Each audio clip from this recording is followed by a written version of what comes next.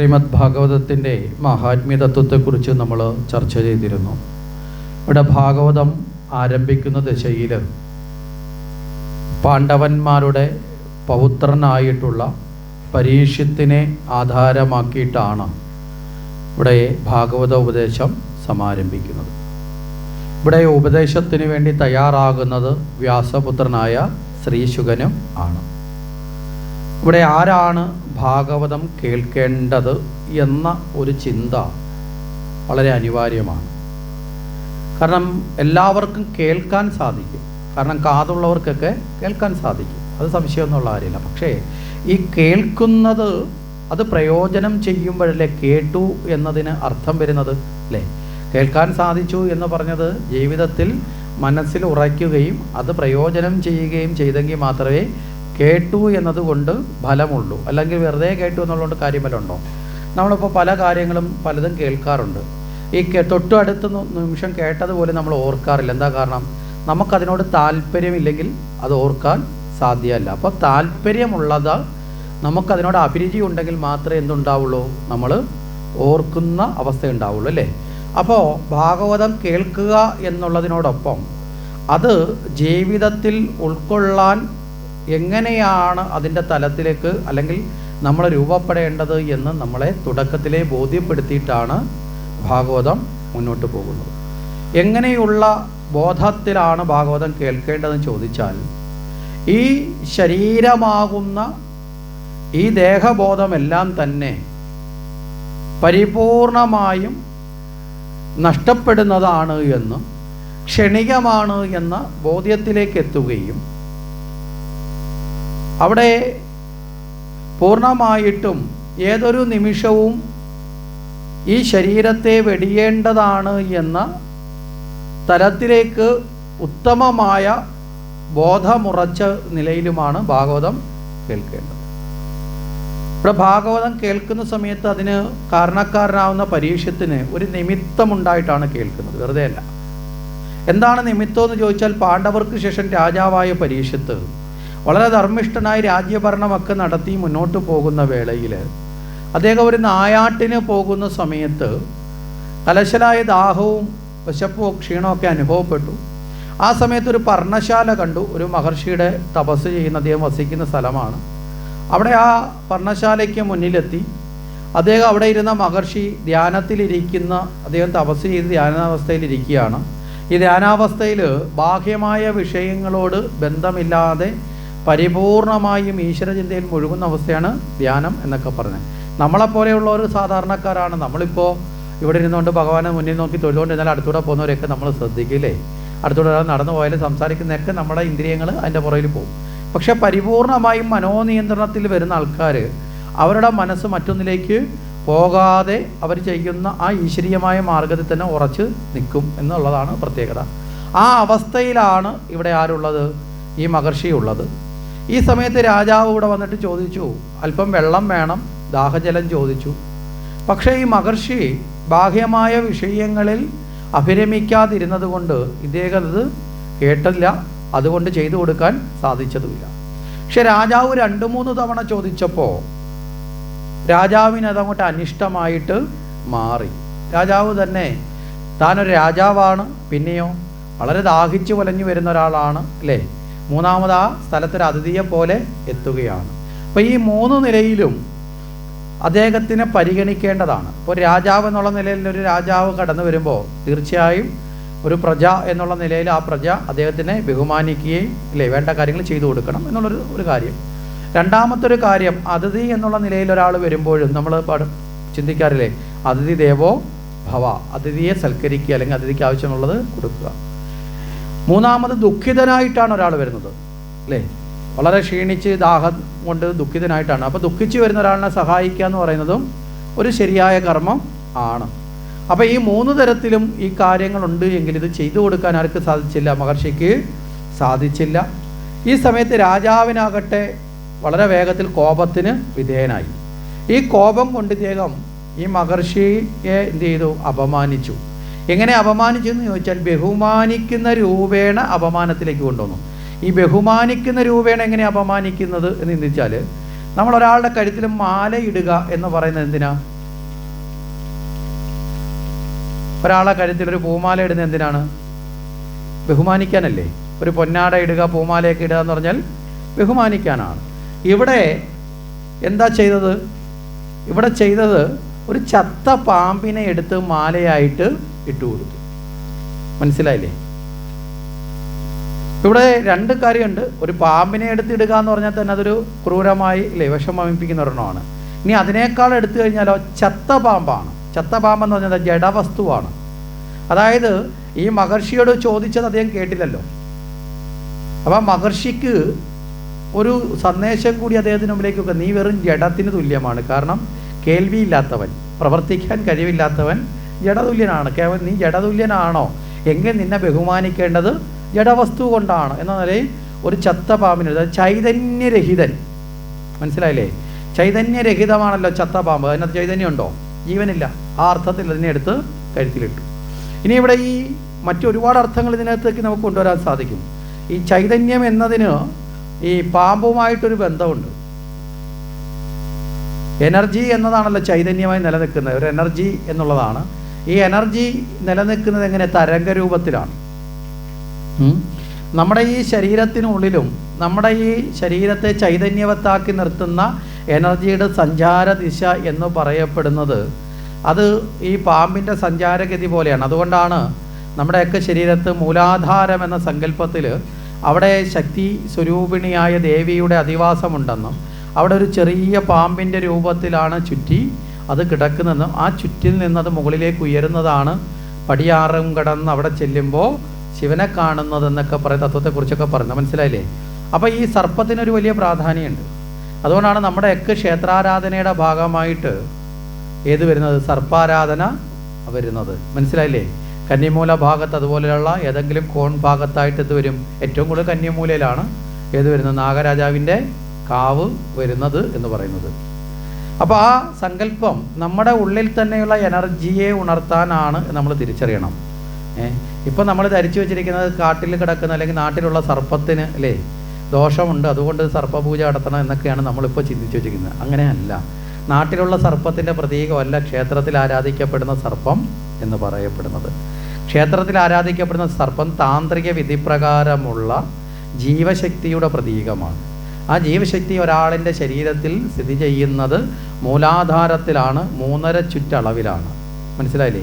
നിങ്ങൾ യോഗശാസ്ത്ര വിധിപ്രകാരം താന്ത്രിക ശാസ്ത്രം കൃത്യമായി മനസ്സിലാക്കാൻ ശ്രമിച്ചാൽ അതിനകത്ത് മനസ്സിലാവും. അതുകൊണ്ടാണ് നാഗരാജ പ്രതിഷ്ഠ 3.5 ചുറ്റ് വിഗ്രഹമായിട്ട് നിങ്ങൾ നോക്കിയാൽ കാണാൻ ഒരു 3.5 ചുറ്റിലാണ് വിഗ്രഹം നിൽക്കുന്നത്. മനസ്സിലായില്ലേ? തുടക്കം മുതൽ ഒടുക്കം വരെ നിൽക്കുന്നത്. അതുകൊണ്ട് തന്നെയാണ് ക്ഷേത്രത്തിൻ്റെ ശ്രീകോവിലോ ചുറ്റമ്പലത്തിനോ പുറത്തായിരിക്കും എപ്പോഴും എന്ത് നാഗപ്രതിഷ്ഠ വരുന്നതും എന്ന് മനസ്സിലാക്കുക. ഇത് കൃത്യമായി മനസ്സിലാക്കണമെങ്കിൽ ഗുരുദേവൻ്റെ ഒരു കൃതി പഠിച്ചാൽ മതി. കുണ്ടലിനി പാട്ടെന്ന് പറയുന്ന ഒരു കൃതിയുണ്ട്. ആടുപാമ്പേ പുനം തേടുപാമ്പേ ആനന്ദ കൂത്തുകണ്ടാടുപാമ്പേ എന്നൊക്കെ പറഞ്ഞിട്ട്. മനസ്സിലല്ലേ? അതിലാടുന്ന പാമ്പ് എന്ന് പറയപ്പെടുന്ന അവനവനിൽ തന്നെയുള്ള ജീവശക്തിയാണ്. ഇവിടെ ആ ജീവശക്തി ഇല്ലാത്തവൻ എന്ന് ബോധിപ്പിക്കാനാണ് എന്ത് ചെയ്തത്? ചത്ത പാമ്പിനെ എടുത്ത് കഴുത്തിൽ ഇട്ടത്. അപ്പോൾ അപമാനിച്ചു. ഇത് കഴിഞ്ഞിട്ട് നേരെ അവിടെ നിന്ന് ഈ രാജാവ് തിരിച്ചുപോയി. പക്ഷേ ധർമ്മിഷ്ഠനായ രാജാവാണ്, തെറ്റ് ചെയ്യാൻ പാടില്ല എന്നറിയാം. പക്ഷേ ആ നിമിഷം മനസ്സിൻ്റെ നിയന്ത്രണം വിട്ടുപോയപ്പോൾ തെറ്റ് ചെയ്തു. അദ്ദേഹത്തിന് തന്നെ സ്വയം കുറ്റബോധം തോന്നി. ആ കുറ്റബോധം വന്നപ്പോൾ താൻ ചെയ്യാൻ പാടില്ലാത്തത് ചെയ്തല്ലോ, ഇനി എന്താണ് അതിന് പ്രായശ്ചിത്തം, അതിൻ്റെ കർമ്മത്തിൻ്റെ ഫലം വന്നും അനുഭവിക്കേണ്ടി വരുമല്ലോ. കാരണം പ്രത്യേകിച്ച് മഹാത്മാക്കളെ നിന്ദിക്കരുത് എന്നതാണ് ധർമ്മത്തിൻ്റെ ഒന്നാമത്തെ വ്യവസ്ഥ.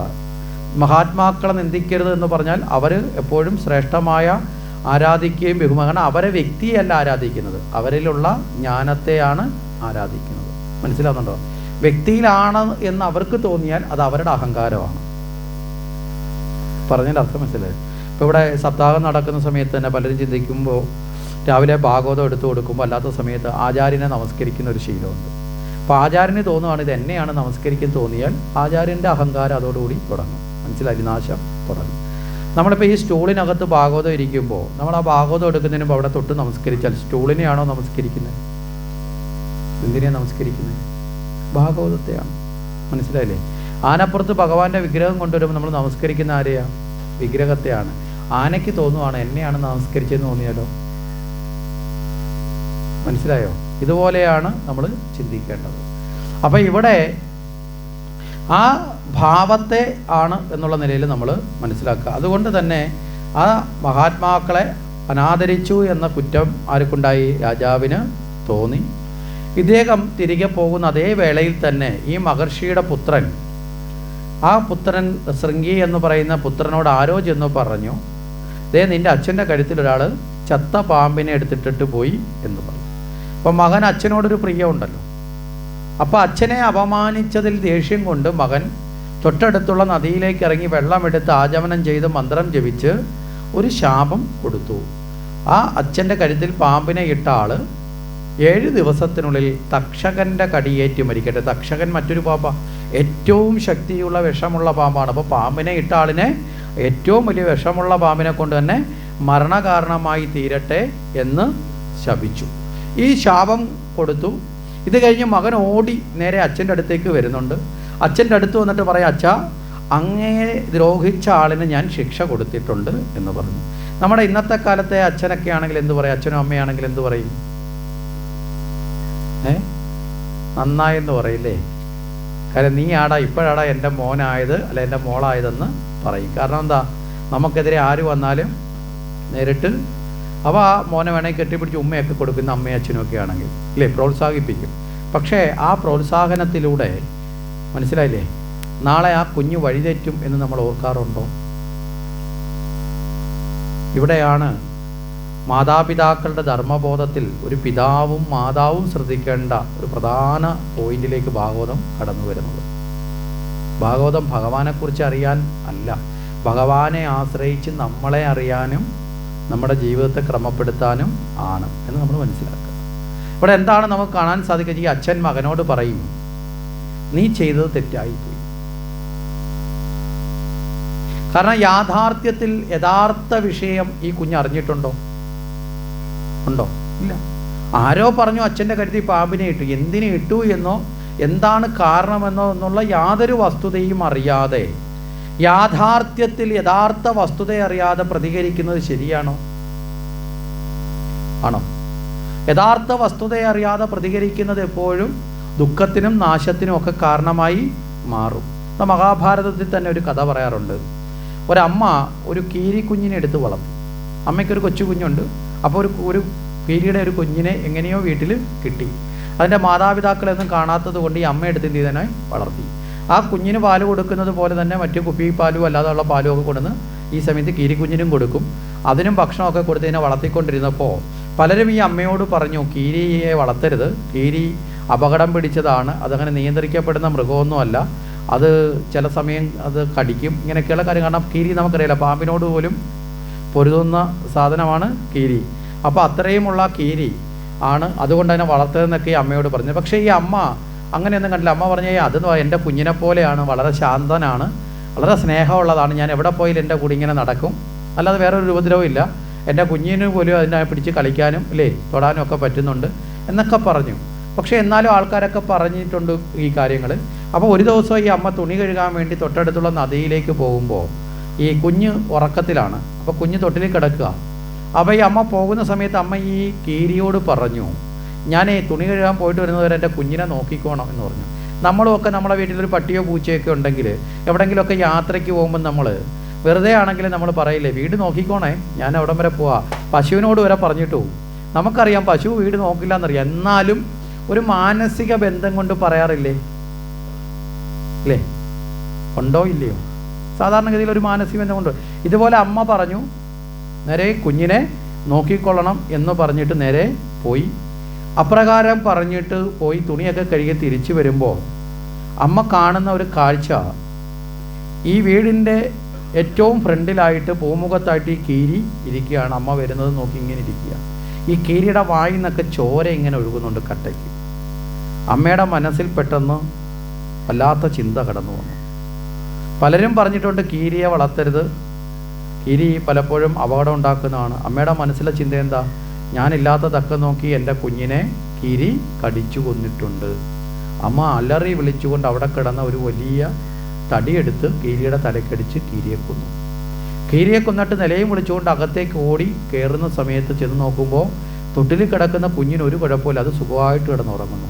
അപ്പോഴാണ് ഈ അമ്മ ശ്രദ്ധിക്കുമ്പോൾ അവിടെ ആ മുറിയുടെ മൂലയ്ക്കായിട്ടൊരു പാമ്പിനെ കടിച്ച് കീറി ഇട്ടിരിക്കുകയാണ് ഈ കീരി. വളരെ കുഞ്ഞു കീരിയാണ്, പക്ഷെ അത് ആ അമ്മയുടെ മകൻ കിടന്നുറങ്ങിയ സ്ഥലത്തേക്ക് ഒരു പാമ്പ് വന്നപ്പോൾ അതിൻ്റെ സർവ്വശക്തിയും എടുത്ത് ആ പാമ്പിനെ കൊന്ന് ആ കുഞ്ഞിനെ രക്ഷിച്ചിട്ട് ഈ അമ്മ വരുമ്പോൾ തന്നെ വാരിയെടുക്കുമെന്നുള്ള ആ സ്നേഹം കിട്ടാൻ വേണ്ടിയിട്ടാണ് പോയി ഇത് ഇത്രയും വലിയ കാര്യം ചെയ്തതിൻ്റെ കാര്യത്തെ ബോധിപ്പിക്കാനാണത് പോയി ആ ഉമ്മറപ്പടിയിൽ ഇരുന്നത്. പക്ഷെ സംഭവിച്ചത് എന്തായി? യഥാർത്ഥത്തിൽ ഈ അമ്മ അതീവ ദുഃഖത്തിന് കാരണമായി മാറിയില്ലേ? തൻ്റെ കുഞ്ഞിനെ രക്ഷിച്ച ആ കീരിയെ കൊല്ലണ്ടി വന്ന ദുഃഖം, സ്നേഹിച്ച കീരിയെ കൊന്നത് എന്നുള്ള ദുഃഖം. ഇവിടെയോ ആ സഹായം ചെയ്തതിനെ കൊല്ലണ്ടി വന്നു. എന്തുകൊണ്ടാണ്? യഥാർത്ഥ വിഷയം അറിയാമായിരുന്നെങ്കിൽ ഈ അമ്മയ്ക്ക് ദുഃഖം വരുമായിരുന്നോ? ഇത് ചെയ്യേണ്ടി വരുമായിരുന്നോ? ഇല്ല. അപ്പോൾ യഥാർത്ഥ വസ്തുത അറിഞ്ഞിട്ടാണോ പലപ്പോഴും നമ്മൾ യഥാർത്ഥത്തിൽ സമൂഹത്തിൽ പ്രതികരിക്കുന്നത്? ആണോ? അല്ല. അതുകൊണ്ടാണ് പലപ്പോഴും നമ്മുടെ പ്രതികരണങ്ങൾ പിന്നീട് വലിയ വിപത്തിനും ദുഃഖത്തിനുമൊക്കെ കാരണമാണ്. എപ്പോഴും യഥാർത്ഥ വിഷയത്തെ അറിഞ്ഞതിന് ശേഷം മാത്രം തീരുമാനങ്ങൾ എടുക്കുകയും നടപ്പിലാക്കുകയും ചെയ്യുക, അല്ലേ? അതുകൊണ്ടാണ് പണ്ടേ അറിവുള്ള ആൾക്കാർ പറയും പരദൂഷണം കേൾക്കരുത്, പറയരുത്. പരദൂഷണം എന്ന് പറഞ്ഞാൽ എന്താ? പറഞ്ഞു വരുമ്പോഴത്തേക്ക് കാറ്റ് മഴയായി മാറും, മഴ ഇടിയായി മാറും, അല്ലേ? ശരിയല്ലേ? ഒരാൾ മാവേലിക്കര വെച്ചൊരു കാര്യം കണ്ടു. അയാൾ നേരെ വന്ന് ഇറവങ്കര വന്ന് പറഞ്ഞപ്പോൾ അത് വേറൊന്നായി, അവിടെ നിന്ന് വന്ന് അപ്പുറത്ത് വന്ന് പറഞ്ഞപ്പോൾ അത് വേറൊന്നായി, ഇവിടെ വന്ന് പറഞ്ഞപ്പോഴത്തേക്ക് അത് മാവേലിക്കര നടന്നതിൻ്റെ നേരെ ഓപ്പോസിറ്റ് ആയിരിക്കും ഇവിടെ വന്ന് കേൾക്കുന്നത്. നമ്മളിത് കേട്ടിട്ട് നമ്മൾ അടുത്ത ആളിനോട് പറയുമ്പോൾ നമുക്കും കൂടി ഇച്ചിരി പൊടിപ്പും തൊങ്ങലും കയറ്റി അടുത്തത് പറയും. അവസാനം കേൾക്കുന്നവൻ ആരായി മാറും? കേട്ടത് പല തീരുമാനങ്ങളും നമ്മൾ എടുക്കില്ലേ? പറഞ്ഞാൽ ആശയം മനസ്സിലായില്ലേ? അപ്പം അതുകൊണ്ടാണ് എപ്പോഴും പറയുന്നത് പരദൂഷണം പറയാനും പാടില്ല, കേൾക്കാനും പാടില്ല. രണ്ട്, ചില കാര്യങ്ങളിൽ നാടൻ പഴഞ്ചൊല്ലുണ്ട്, കാള പെട്ടെന്ന് കേട്ടാൽ കയറും എടുക്കരുത്. ഇവിടെ ഈ മകൻ എന്താ സംഭവിച്ചത്? പെട്ടെന്ന് ഒരാൾ വന്ന് പറഞ്ഞു, എന്താണല്ല. ഇവിടെ അച്ഛൻ എന്തുകൊണ്ടാണ് ഇത് തെറ്റെന്ന് പറഞ്ഞതിന് രണ്ട് കാരണങ്ങളുണ്ട്. ഒന്ന്, ഇവിടെ രാജാവ് വന്ന സമയത്ത് ധർമ്മപരമായി ചിന്തിച്ച മുമ്പേ പറഞ്ഞതുപോലെ ദാഹിച്ച് വരുന്ന ഒരാൾക്ക് വെള്ളം കൊടുക്കുക എന്നൊരു കർമ്മമുണ്ട്, അത് പറ്റിയില്ല. അപ്പോൾ ആ ഒരു തെറ്റ് അറിഞ്ഞോ അറിയാതെയാണെങ്കിലും മഹർഷിയുടെ ഭാഗത്തും ഉണ്ട് എന്നൊരു മറ്റൊരു കാര്യം. രണ്ടാമതോ, വളരെ യോഗ്യനായ ഒരു രാജാവ്, അദ്ദേഹത്തിന് പെട്ടെന്നുണ്ടായ ഒരു ദേഷ്യം, അത് അദ്ദേഹത്തിന് വലിയ തെറ്റാണ്. ആ തെറ്റിന് പകരം മറ്റൊരു തെറ്റുകൊണ്ട് പരിഹാരം ഉണ്ടാവുമോ? ലോകത്ത് ഏതെങ്കിലും ഒരു തെറ്റിനെ വേറൊരു തെറ്റുകൊണ്ട് പരിഹരിക്കാൻ പറ്റുമോ? അത് പറ്റില്ല. ഇനി മൂന്നാമത്തെ കാര്യം, ഈ മകൻ ഇപ്പോൾ ഈ ശപിച്ചല്ലോ, രാജാവിനെയാണ് ശപിച്ചത്, രാജാവാണെന്നൊന്നും അറിയാതാണ് ശപിച്ചത്. പക്ഷെ ശപിച്ച് ഈ രാജാവിന് ദുർഗതി വരുമ്പോൾ ഈ മകനൊരു തോന്നൽ വരും, ആ എന്നെക്കൊണ്ട് ഇതും പറ്റും, ഇതിനപ്പുറവും പറ്റും, ഇല്ലേ, ഞാൻ വലിയ കേമനാണ് എന്നൊരു തോന്നൽ വരും. ഇവന് ഈ ശപിക്കുക എന്നുള്ള ഒരു വാസന വളർന്നു വരും. അപ്പോൾ ഇവന് മറ്റുള്ളവരോട് ഒരു കോപം, മുൻകോപവും അതുപോലെ അങ്ങനെയുള്ള ഭാവം വളർന്നു വരും. അങ്ങനെ വളർന്നു വന്നാൽ ഇവൻ്റെ ഭാവി എന്തായി മാറും? നെഗറ്റീവായി മാറും. ഒരു ദുർഗുണം വളർന്നു വരാൻ ഒരിക്കലും മാതാപിതാക്കൾ അനുവദിക്കരുത്. മനസ്സിലാവുന്നുണ്ടോ? ഇപ്പോൾ ചെറുതായി വളർന്നു വരുന്ന, പിന്നീട് അത് പടർന്ന് പന്തലിച്ച് വളരും. നമ്മൾ സാധാരണഗതിയിൽ പറയില്ല, ഒരു വലിയ അരയാലിൻ്റെ വിത്ത് അത് വീണ് ഒരു ചെറിയ ഇലയായി കിളിക്കുമ്പോൾ നമുക്ക് പിഴുതു മാറ്റാൻ എളുപ്പമാണ്, അല്ലേ? 6-7 വർഷം അത് നിന്ന് നല്ലതുപോലെ വേരോടി കഴിഞ്ഞിട്ട് പിന്നെ പിഴുതാൻ പോയാൽ പറ്റുമോ? വളരെ പ്രയാസമാണ്. മനസ്സിലായില്ലേ?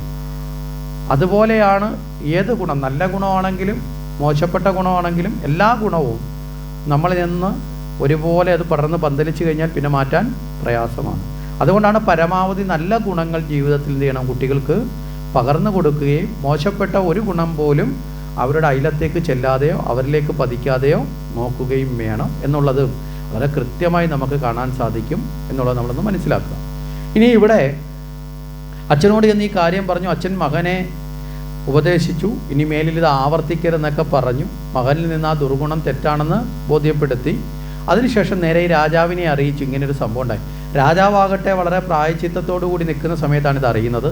ഇനി 7 ദിനങ്ങൾ കൂടിയേ തനിക്കുള്ളൂ എന്നതും കൂടി അറിഞ്ഞു.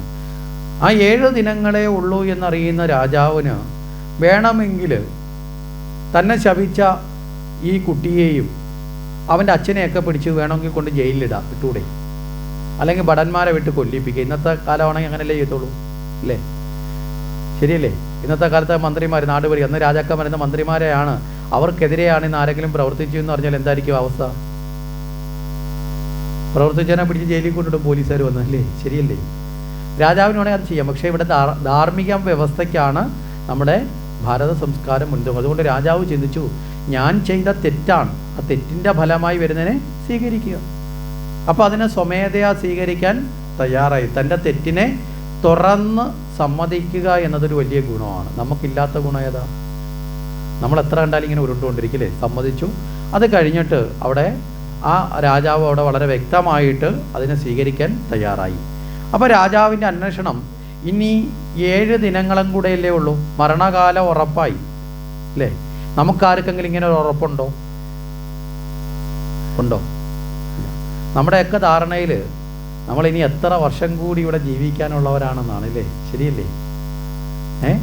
അടുത്തൊരു നിമിഷം പോലും ഉണ്ട് എന്നുള്ളൊരു ഉറപ്പില്ല എന്നുള്ളതാണ് യാഥാർത്ഥ്യം. മനസ്സിലായോ? ഇവിടെയാണ് നമ്മൾ അഹങ്കാരമില്ലാതൊക്കെ ജീവിക്കേണ്ടതിൻ്റെ യാഥാർത്ഥ്യത്തെ. അടുത്ത ഒരു നിമിഷം നമുക്കുണ്ടോ എന്ന് നമുക്കറിയില്ല.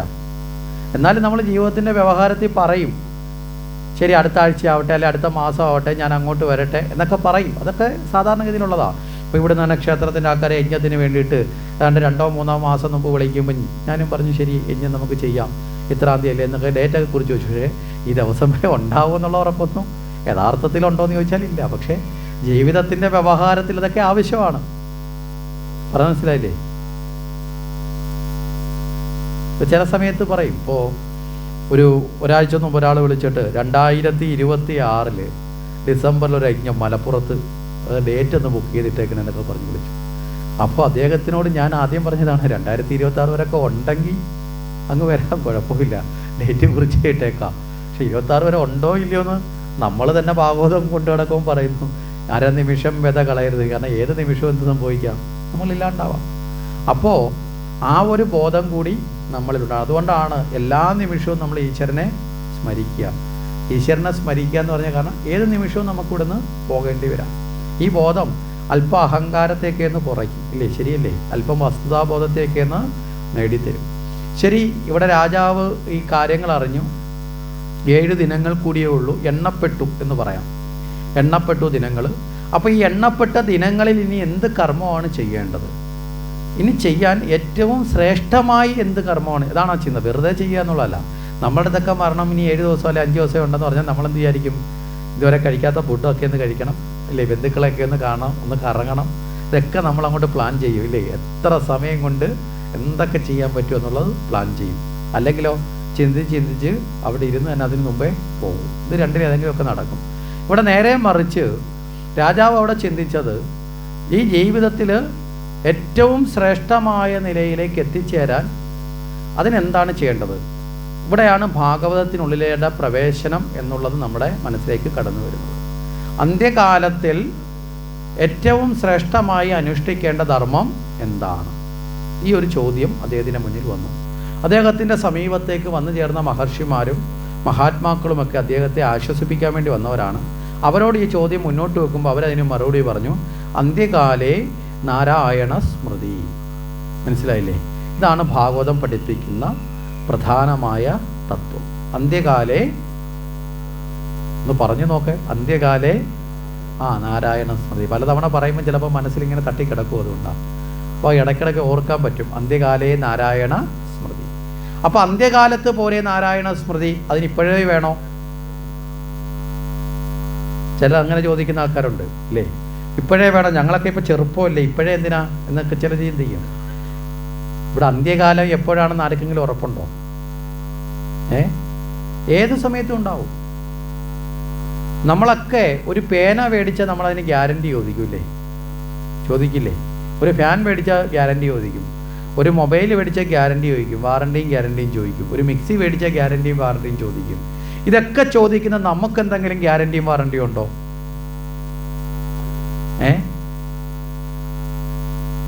നമ്മളൊക്കെ പ്രസവിച്ച് വീണ സമയത്ത് പണ്ട് വൈറ്റാട്ടിമാരായിരുന്നെങ്കിൽ അവരും വല്ല ഗ്യാരണ്ടി തന്നായിരുന്നോ? ഇല്ല. ഉണ്ടോ? ഇപ്പോൾ ഹോസ്പിറ്റലാണെങ്കിൽ അവിടുത്തെ ഡോക്ടറോ നേഴ്സോ എന്തെങ്കിലും ഗ്യാരണ്ടി തന്നോ? ഇത്ര വർഷത്തേക്ക് ഗ്യാരണ്ടി ഉണ്ട്, അല്ല ഇത്ര വർഷത്തേക്ക് സർവീസ് വാറണ്ടി ഉണ്ട്, വല്ലതും ഉണ്ടോ? ഒരു സാധനവും ഇല്ലാത്തവരാ നമ്മൾ. എന്നിട്ട് നമ്മൾ നാട്ടിലുള്ള എല്ലാത്തിൻ്റെയും ഗ്യാരണ്ടി ചോദിച്ച് കിടക്കും. മനസ്സിലായില്ലേ? ഇനി ഏതെങ്കിലും കംപ്ലൈൻറ്റ് വന്ന റീപ്ലേസ്മെൻറ്റ് ഗ്യാരണ്ടി വല്ലതും ഉണ്ടോ? അതുമില്ല. എപ്പോൾ കേട് വരുന്നോ അതോടുകൂടി എടുത്ത് കളയാം. ശരിയല്ലേ? അത്ര മാത്രമേ ഉള്ളൂ. ചെറിയ ചെറിയ കംപ്ലൈൻറ്റുകളൊക്കെ കേട് വരാനുള്ള സൂചനകളെ പരിഹരിക്കാൻ പറ്റും. അതാണ് ചെറിയ പനിയും അസുഖങ്ങളും ഒക്കെ വരുന്നത്. പക്ഷെ കേടെന്ന് പറയുന്നത് പൂർണ്ണമായിട്ട് ജീവനങ്ങ് വിട്ടു കഴിഞ്ഞാൽ എടുത്ത് കളയാൻ പറ്റും.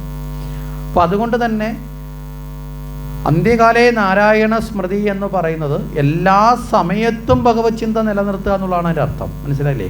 എല്ലാ സമയത്തും ഭഗവത് ചിന്ത നിലനിർത്തുക. അപ്പം ചോദിക്കുക, എല്ലാ സമയത്തും ഭഗവത് ചിന്ത നിലനിർത്താൻ പറ്റുമോ?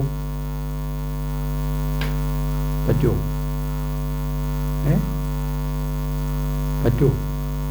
പറ്റും. വേണമെന്ന് വെച്ചാൽ സാധിക്കാവുന്ന കാര്യമുള്ളൂ. അപ്പോൾ വീട്ടിലെ ജോലി ചെയ്യുമ്പോൾ ഭഗവത് ചിന്ത നിലനിർത്താൻ പറ്റും. മിറ്റം അടിക്കുമ്പോഴും ചിന്ത നിലനിർത്താൻ പറ്റും. അരി വെക്കുമ്പോഴും പറ്റും, കുളിക്കുമ്പോഴും പറ്റും. മനസ്സിലായില്ലേ? എല്ലാ സമയത്തും പറ്റും. എല്ലാ കർമ്മങ്ങളും ഈശ്വരന് സമർപ്പിച്ച് ചെയ്യുക. അതാണ് കായേന വാചാ മനസേന്ദ്രിയർവ എന്നൊക്കെ പറഞ്ഞ് നമ്മൾ ചെല്ലുന്നത്. അപ്പം അത്രയും അങ്ങ് പൂർണ്ണമായിട്ട് എല്ലാ കർമ്മത്തിലും പറ്റിയില്ലെങ്കിലും കുറേയെങ്കിലും പറ്റുന്ന അത്രയും ഭഗവാന്റെ നാമം ജപിക്കുക. അതുകൊണ്ടാണ് ജ്ഞാനപ്പാനയിൽ ഗുരുവായൂരപ്പനെ സ്തുതിക്കുന്ന സമയത്ത് പൂന്താനം പാഴ്ത്തി സുഖിക്കുന്നുണ്ട്. എന്താ പറയുന്നത്? ഗുരുവായൂരപ്പനിലെ തുണ ചെയ്യുക സന്തതം. എന്താ തുണ ചെയ്യുക സന്തതം? ജ്ഞാനപ്പാന തുടങ്ങുന്നത് എങ്ങനെയാ?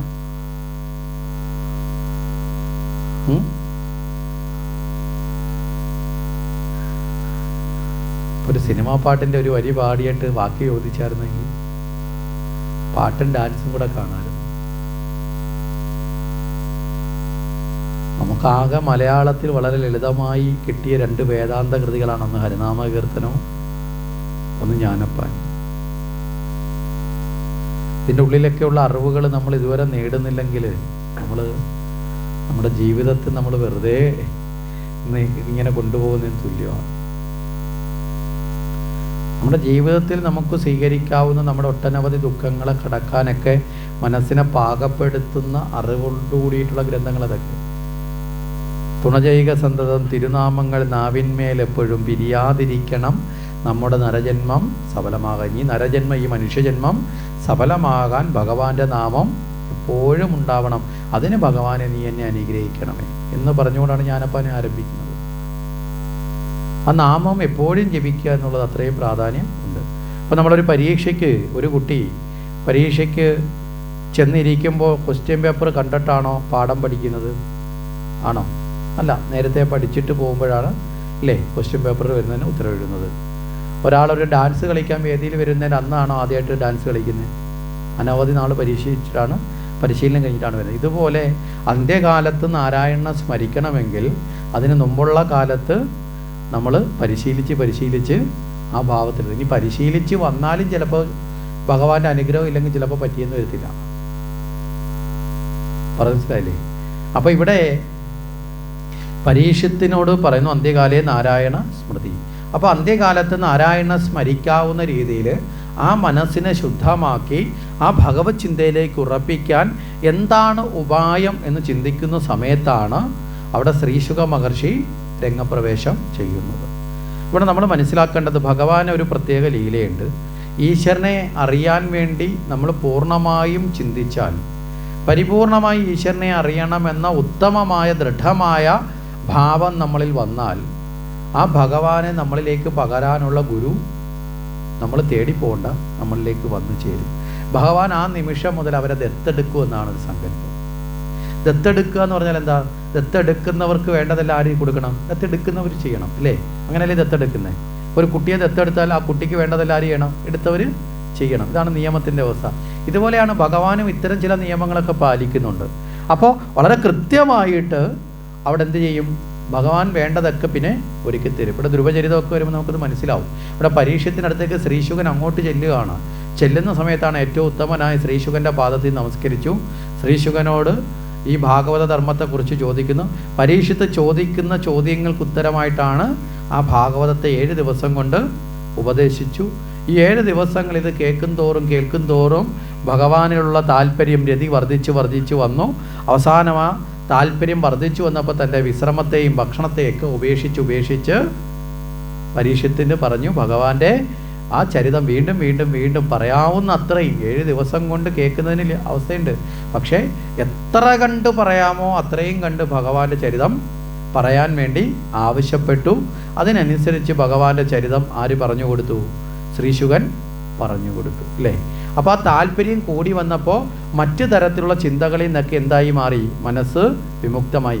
വിശ്രമം മാറി, ക്ഷീണം മാറി, അലസത മാറി, ദാഹം മാറി, വിശപ്പ് മാറി. നമുക്കൊക്കെ എങ്ങനെയാണോ?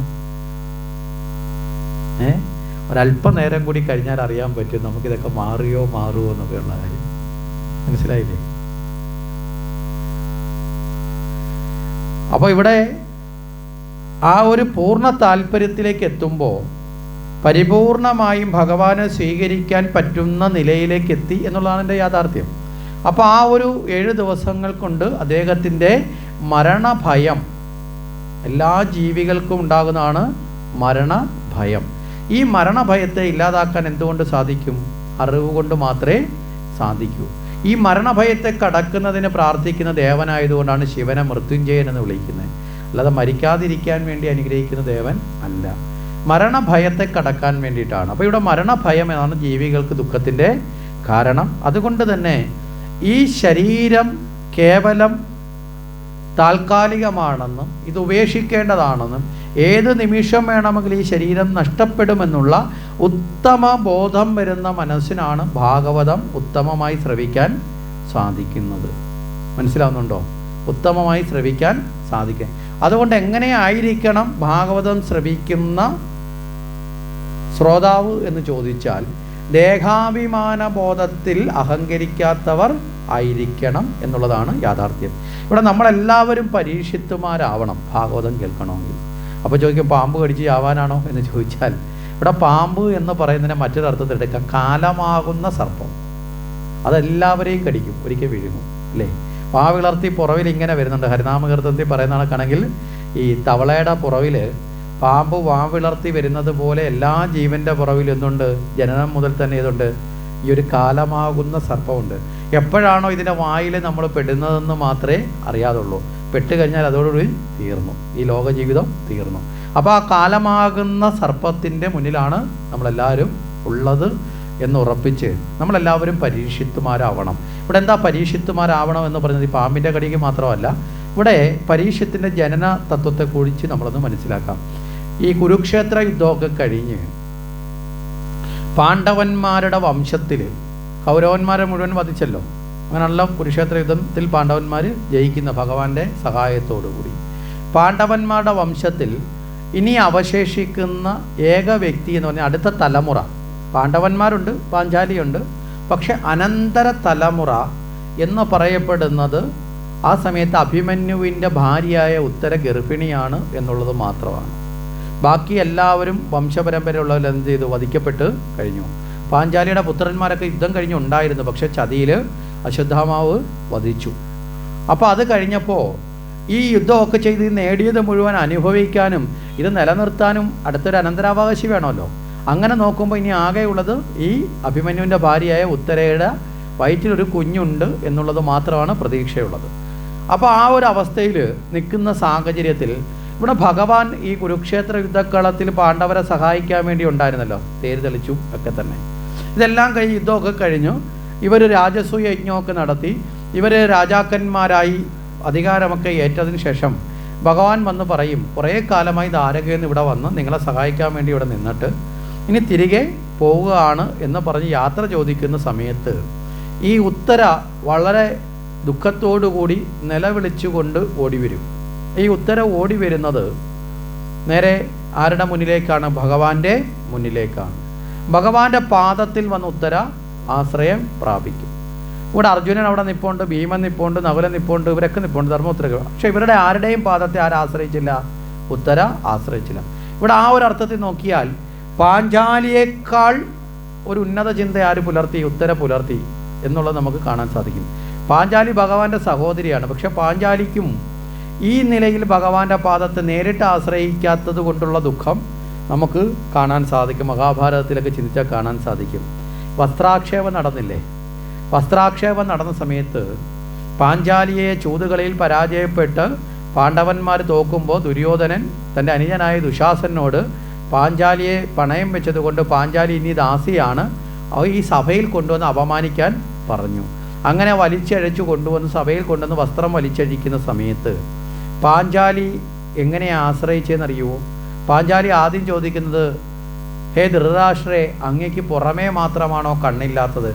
അങ്ങയ്ക്ക് അകക്കണ്ണില്ലേ? അങ്ങയുടെ സഹോദരൻ്റെ മക്കളുടെ ഭാര്യയല്ലേ ഞാൻ? അങ്ങയുടെ മകൾക്ക് തുല്യമല്ലേ? എന്നെ ഈ വസ്ത്രാക്ഷേപം നടത്തുമ്പോൾ രക്ഷിക്കേണ്ടത് അങ്ങയുടെ ചുമതലയല്ലേ എന്ന് ധൃതരാഷ്ട്രരെ ആശ്രയിച്ചു. അത് കഴിഞ്ഞ് ഭീഷ്മരെ ആശ്രയിച്ചു, അത് കഴിഞ്ഞ് ദ്രോണരെ ആശ്രയിച്ചു, കൃപരെ ആശ്രയിച്ചു, അല്ലേ? ഇവരെയൊക്കെ ആശ്രയിച്ചിട്ട് അവസാനം തൻ്റെ ഭർത്താക്കന്മാരെ ആശ്രയിച്ചു. അവരും പണയം വെച്ചിട്ടിരിക്കുകയാണ്. അവരെ ആശ്രയിച്ച് ആരും ആശ്രയമില്ലെന്ന് കണ്ടപ്പോഴാണ് പാഞ്ചാലി ആരെ ആശ്രയിച്ചത്? ഭഗവാനെ അത്രയും നേരം പാഞ്ചാലി അവിടെ കിടന്ന് കരയേണ്ടി വന്നു. മനസ്സിലായില്ലേ? നേരെ മറിച്ച് ആദ്യം തന്നെ ആശ്രയിച്ചിരുന്നെങ്കിലോ അത്രയും സമയത്തുള്ള ദുഃഖം കൂടി ഇല്ലാതായേനെ. അപ്പം ഈ ഒരു തലം കൂടി ഒരു ഭാഗത്തുള്ളപ്പോൾ അതിൻ്റെ മറുഭാഗവും കാണിക്കുകയാണ്. ഇപ്പോൾ പാഞ്ചാലി ഏറ്റവും ഒടുവിൽ ഭഗവാനെ ആശ്രയിച്ചു, അപ്പോൾ ഭഗവാൻ രക്ഷിച്ചു. അപ്പോൾ ഏറ്റവും ഒടുവിൽ ആശ്രയിക്കുന്നതിനേക്കാളും കുറച്ചുകൂടി ഉത്തമം എപ്പോഴാണ്? ഏറ്റവും ആദ്യം തന്നെ അങ്ങ് ആശ്രയിക്കുക. നമ്മളിപ്പോൾ ഒരു ഹോസ്പിറ്റലിൽ പോയി മരുന്ന് വാങ്ങി അസുഖം മാറിയില്ല, അടുത്ത സ്ഥലത്ത് നിന്ന് അതിനേക്കാൾ അസുഖം മാറി, ഏറ്റവും അവസാനത്തെ ഡോക്ടർ പറയുകയാണ് ഇനി രക്ഷപ്പെടില്ല എന്ന് പറയുമ്പോൾ അന്നേരം ദൈവമേ എന്ന് വിളിച്ചിട്ട് വല്ല കാര്യമുണ്ടോ? മനസ്സിലല്ലേ? ഏതൊരു കാര്യത്തിനും ഔഷധം വേണം, പക്ഷേ ഏതൊരു കാര്യത്തിനും നമ്മൾ ആശ്രയിക്കുന്ന ഈശ്വരനെ എപ്പോഴും എങ്ങനെയായിരിക്കണം? ആദ്യമേ തന്നെ ആശ്രയിക്കുക. മനസ്സിലായോ? ആദ്യം തന്നെ ആശ്രയിക്കുക. ഇവിടെ വളരെ കൃത്യമായി ഉത്തര ഭഗവാന്റെ പാദത്തെ ആശ്രയിച്ചു.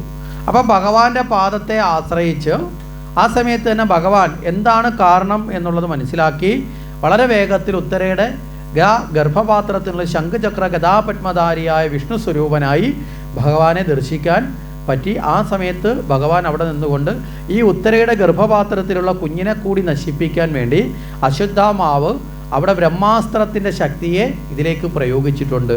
അപ്പോൾ ആ കുഞ്ഞുകൂടി നശിക്കണമെന്നാണ് അശ്വത്ഥാമാവ് ക്രൂരമായി ചിന്തിക്കുന്നത്. അതിൽ നിന്ന് ഭഗവാൻ എന്ത് ചെയ്തു? തൻ്റെ ശക്തി കൊണ്ട് ഈ ബ്രഹ്മാസ്ത്രത്തെ തകർത്ത് ആ കുഞ്ഞിനെ രക്ഷിച്ചു. അപ്പോൾ ഗർഭാവസ്ഥയിൽ കിടക്കുന്ന സമയത്ത് ഈ കുഞ്ഞിന് ഭഗവാന്റെ രൂപത്തെ ദർശിക്കാൻ സാധിച്ചു എന്നുള്ളതാണ്. അങ്ങനെ ദർശിക്കാൻ സാധിച്ചത് കൊണ്ടും ഭഗവാനാൽ രക്ഷിക്കപ്പെട്ടത് കൊണ്ടും ഈ കുട്ടിക്ക് ജനിച്ച സമയത്തൊരു പേരിട്ടു. ആ പേര് വിഷ്ണുരാധൻ എന്നാണ്. യഥാർത്ഥ പേര് വിഷ്ണുരാധൻ എന്നാണ്. അപ്പം ഇതിനോട് ചേർന്ന് തന്നെ നമുക്ക് മനസ്സിലാക്കാൻ സാധിക്കുന്നത് ഇതേ സമയത്ത് തന്നെ ആ വേളയിൽ തന്നെ ഭഗവാൻ യാത്ര വെച്ച് പോകുമ്പോൾ ഭഗവാനുള്ള ഒരു സ്തുതിയും കൂടി അവിടെ ഉണ്ട്. കുന്തിദേവിയാണ് ഭാഗവതത്തിൽ ആദ്യമായിട്ട് ഭഗവാനെ സ്തുതിക്കുന്നത്. കുന്തിദേവിയാണ്. കുന്തിദേവി ഭഗവാന്റെ ബന്ധു കൂടിയാണ്, അമ്മയ്ക്ക് തുല്യമായ സ്ഥാനമുള്ള ആളാണ്. ആ കുന്തിദേവി ഭഗവാനെ സ്തുതിക്കുന്ന സമയത്ത് നമ്മൾ എങ്ങനെയാണോ ഭഗവാനെ സ്തുതിക്കേണ്ടത്, ഭഗവാനെ പ്രാർത്ഥിക്കേണ്ടത് എന്നതിനൊരു മാർഗദർശനം കൂടിയാണ്ട് അതുകൂടി ഒന്ന് നമുക്ക് ചിന്തിച്ചു വരാം. ആ സമയത്ത് കുന്തിദേവി പറയുന്ന, ഭഗവാനെ എനിക്ക് ദുഃഖങ്ങൾ മാത്രം തന്നാലും. നമ്മളൊക്കെ ഭഗവാനെ പ്രാർത്ഥിക്കുന്നത് എങ്ങനെയാ?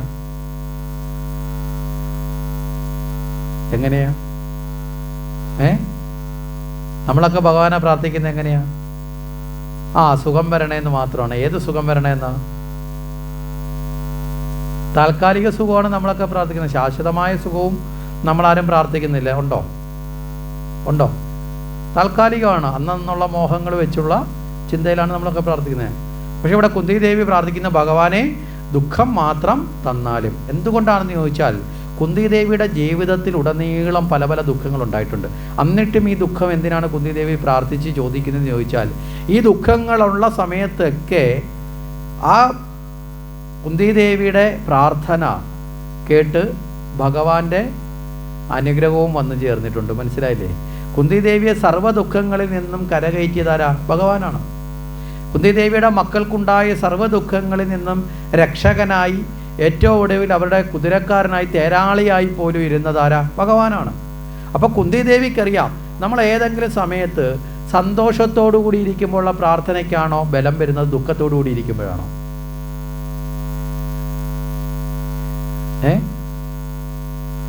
നമ്മളൊരു പ്രാർത്ഥനയ്ക്കൊരു ബലം വരുന്നത് എപ്പോഴാണ്? സന്തോഷത്തിൽ ഇരിക്കുമ്പോഴാണോ ദുഃഖത്തിൽ ഇരിക്കുമ്പോഴാണോ?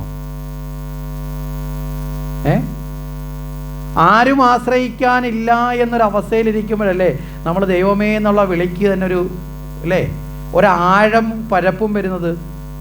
അല്ല, ഇപ്പോൾ ഒരു ദുഃഖം വന്നു, അതിപ്പം വീട്ടിലോട്ട് ചെന്നാൽ ഞാൻ ചിറ്റപ്പനുണ്ട്, അല്ലെങ്കിൽ മാമനുണ്ട്, അല്ലെങ്കിൽ വീട്ടുകാർ സഹായിക്കും എന്നൊക്കെ തോന്നിയാൽ നമുക്ക് കുഴപ്പമില്ല എന്നൊരു ബോധത്തിരിക്കും. ആരുമില്ല നമ്മളെ സഹായിക്കാൻ എന്നൊരു അവസ്ഥയിലാണെങ്കിലോ നമ്മുടെ ഈശ്വരനോടുള്ള വിളിയിൽ ഒരു ആത്മാർത്ഥത കൂടത്തില്ലേ? കൂടുവോ കുറയുമോ? കൂടത്തേ ഉള്ളൂ. അപ്പോൾ കുന്തിദേവി ഇവിടെ ചിന്തിക്കുന്നത്, അതുകൊണ്ട് നാളെ നമ്മളെല്ലാം പോയി ഭഗവാനെ ദുഃഖം തരണേ എന്ന് പ്രാർത്ഥിക്കാനല്ല ഇവിടെ പറയുന്നത്. ഏതു മാർഗത്തിലാണോ നമ്മുടെ പ്രാർത്ഥനകൾ ആത്മാർത്ഥതയോടുകൂടി ദൃഢമായി മാറുന്നത്, ആ നിലയിലുള്ള അവസ്ഥ എനിക്കുണ്ടാക്കി തരണേ. കുന്തിദേവിക്ക് ഇതായിരുന്നു അവസ്ഥ. കുന്തിദേവിയുടെ ജീവിതാനുഭവം കൊണ്ട് ഭഗവാനെ ഏറ്റവും കൂടുതൽ കുന്തിദേവിക്ക് ഭഗവാൻ ഗുണം ചെയ്തത് ദുഃഖങ്ങൾ വന്നപ്പോഴാണ്. അതുകൊണ്ട് കുന്തിദേവി എന്ത് പറഞ്ഞു? ദുഃഖം തരണേ എന്ന് പറഞ്ഞു. മനസ്സിലായില്ലേ? അതുകൊണ്ട് നമ്മളെല്ലാവരും ദുഃഖം വേണമെന്ന് പ്രാർത്ഥിക്കണമെന്നല്ല എൻ്റെ അർത്ഥം. ഏതവസ്ഥയിലാണോ നമുക്ക് കൂടുതൽ ഭഗവാനിലേക്ക്, ഭഗവാനെ നേടാൻ പര്യാപ്തമായ നിലയിലേക്ക് നമുക്ക് രൂപപ്പെടാൻ സാധിക്കുന്നത്, ആ അവസ്ഥയിലേക്ക് നമ്മളെ പ്രാർത്ഥന എത്തണം. ആ അവസ്ഥ നമ്മൾ നേടിയെടുക്കണം എന്ന് നമുക്ക് കാണാൻ സാധിക്കും. ഇനി ഇവിടെ നിന്ന് നമ്മൾ നോക്കിക്കഴിഞ്ഞാൽ ഈ കുട്ടിയുടെ പേര് പറഞ്ഞു വിഷ്ണുരാധൻ. എന്താ വിഷ്ണുരാധൻ? വിഷ്ണുവാൽ രക്ഷിക്കപ്പെട്ടവൻ വിഷ്ണുരാധൻ. നമ്മൾ ഈ ഭാഗവതത്തിലെ ഓരോ പേരുകൾക്കും വലിയ അർത്ഥമുണ്ട്. മനസ്സിലായില്ലേ? എല്ലാ പേരുകളും നമ്മളെ പുരാണങ്ങളെ, ഭാഗവതം എന്നല്ല എല്ലാ പുരാണങ്ങളും അങ്ങനെയാണ്. പുരാണത്തിലെ ഓരോ ഘടകങ്ങളും നമ്മളെ ചിന്തിപ്പിക്കാൻ ഉതകുന്നതാണ്. അപ്പോൾ ഇവിടെ വിഷ്ണുരാധന് പിന്നെ എങ്ങനെയാണ് പരീക്ഷത്ത് എന്നുള്ള പേര് വന്നത്? വിഷ്ണുവാൽ രക്ഷിക്കപ്പെട്ടവനായതുകൊണ്ട് വിഷ്ണുരാധൻ എന്ന പേര് വന്നു. ഇനി ഈ കുഞ്ഞ് അമ്മയുടെ ഉദരത്തിൽ വെച്ച് ഭഗവാനെ ദർശിച്ചല്ലോ. അപ്പം ജനിച്ചതിന് ശേഷം ഈ ഉള്ളിൽ ഈ ബോധമുള്ളത് കൊണ്ട് ഈ പ്രകൃതിയിൽ എന്തിനെ കണ്ടാലും അതിനുള്ളിലെല്ലാം ഈശ്വരനുണ്ടോ എന്നൊരു പരീക്ഷണം, ഒരു ശ്രദ്ധ ആർക്കുണ്ട്? ഈ കുട്ടിക്കുണ്ട്. അതുകൊണ്ടാണ് എല്ലാത്തിലും ഈശ്വരനെ കാണാൻ വേണ്ടി പരിശ്രമിക്കുന്ന എന്ന അർത്ഥത്തിൽ എന്ത് പേര് വന്നത്? പരീക്ഷിത്ത് എന്നുള്ള പേര് വന്നത്. മനസ്സിലല്ലേ? അങ്ങനെയാണ് പരീക്ഷിത്ത് എന്നുള്ള പേരും വന്നു ചേർന്നിട്ടുള്ളത്. അപ്രകാരമുള്ള ആ പരീക്ഷിത്ത് എല്ലാത്തിലുമായി ഈശ്വരനെ അന്വേഷിക്കുന്ന ആളായതുകൊണ്ടാണ് അന്ത്യകാലത്ത് ആരെ നേടാൻ ആഗ്രഹിച്ചത്? ഭഗവാനെ സ്വന്തമാക്കാൻ ആഗ്രഹിച്ചത്. മനസ്സിലായില്ലേ? അപ്പം നമ്മുടെ ജീവിതത്തിൽ, നമ്മുടെ കുട്ടിക്കാലം മുതലേ അല്ലെങ്കിൽ നമ്മുടെ ജീവിതത്തിലുടനീളം നമ്മൾ ശാശ്വതമായി ആരെ കൂടി കണ്ടെത്താൻ ശ്രമിക്കണം? ഈശ്വരനെ അനുഭവിക്കാൻ കൂടി ശ്രമിച്ചാൽ നമുക്ക് ഏതെങ്കിലും സാഹചര്യങ്ങൾ ഇങ്ങനെ ഉണ്ടായാൽ പോലും നമുക്ക് പെട്ടെന്ന് ആ സാഹചര്യത്തിൽ ആ ശിഷ്ടകാലമെങ്കിലും ഭഗവത് ചിന്തയിലേക്ക് മുഴുകാൻ സാധിക്കും എന്ന് നമ്മൾ മനസ്സിലാക്കുക. ഇനി ഇവിടെ പരീക്ഷത്തിന് 7 ദിവസം എന്ന് പറഞ്ഞു. ഇനി ഒരർത്ഥത്തിൽ പറയാൻ നമുക്കുമൊക്കെ മരിക്കാൻ എത്ര ദിവസം ഉള്ളത്? നമുക്ക് മരിക്കാൻ എത്ര ദിവസമുണ്ട്? പറയാൻ പറ്റത്തില്ല അല്ലേ? നമുക്ക് 7 ദിവസമേ ഉള്ളൂ. ഒരു സംശയം വേണ്ട. ആ 7 ഇന്ന് തൊട്ട് തുടങ്ങിയെന്നോ നാളെ തൊട്ട് തുടങ്ങുമെന്നോ ഒരാഴ്ച കഴിഞ്ഞ് തുടങ്ങുമെന്നുള്ളതുള്ള പ്രശ്നം. ഞായർ, തിങ്കൾ, ചൊവ്വ, ബുധൻ, വ്യാഴം, വെള്ളി, ശനി, ഈ 7 അല്ലാതെ 8ാമതൊരു ദിവസം ആർക്കെങ്കിലും ഉണ്ടോ? ഇല്ല. നമുക്ക് 7 ഉള്ളൂ. അതിൽ ഏത് എപ്പം മുതൽ ആരംഭിച്ചു എന്നുള്ളതിന് നമുക്ക് ഉറപ്പില്ല. അതുകൊണ്ട് ഏത് 7ലും ഏത് സമയത്തും അല്ലേ, 6 ദിവസം മുമ്പേ ആരംഭിച്ചിട്ടുണ്ടെങ്കിൽ ചിന്തിക്കുക. ചിലരൊക്കെ ഈ സപ്താഹത്തിന് പറയും തുടങ്ങിയല്ലേ ഉള്ളൂ, 2 ദിവസം കഴിഞ്ഞ് പോവാം, 2 ദിവസം കഴിഞ്ഞ് പോകാം എന്നുള്ളതിന് ഉറപ്പ് വല്ലൊന്നുമില്ല. മനസ്സിലായില്ലേ? ഒന്നും കാര്യത്തിൽ, പ്രത്യേകിച്ച് ഈശ്വര ചിന്തയിൽ അരനിമിഷം വ്യത കളയരുത്. അതെപ്പോഴും നമ്മൾ ഭഗവാനിലേക്ക് ഏത് അവസരം കിട്ടുന്നോ അവസരത്തെ വിനിയോഗിക്കാൻ നമ്മൾ ശ്രമിക്കുക എന്നുള്ളത് നമ്മൾ വളരെ പ്രധാനമായിട്ട് തന്നെ മനസ്സിൽ നമ്മളെടുക്കും. അപ്പോൾ ഇവിടെ ഇനി ഭാഗവതത്തിൻ്റെ പ്രാരംഭ ദശ കൂടി നമുക്കൊന്ന് ചിന്തിക്കാം. ഇവിടെ മുമ്പേ പറഞ്ഞു പരീക്ഷത്തിന് ശ്രീശുകൻ ഭാഗവതം ഉപദേശിച്ചു. ഈ ശ്രീശുകന് ഭാഗവതം എവിടെ നിന്നാണ് ലഭിച്ചത്?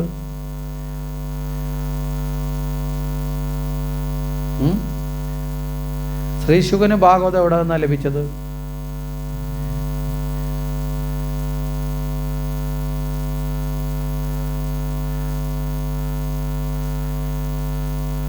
ശ്രീശുകന് ഭാഗവതം ലഭിച്ച എവിടെ നിന്ന്? നമുക്ക് ഭാഗവതം ലഭിച്ച മേടിച്ച് കിട്ടിയ എവിടുന്നാന്ന് വെച്ചാൽ ചിലപ്പോൾ ഇന്ന കടയിൽ നിന്നാന്ന് പറയാം. അതേ അർത്ഥത്തിലല്ല ഇവിടെ ചോദിക്കുന്നത്.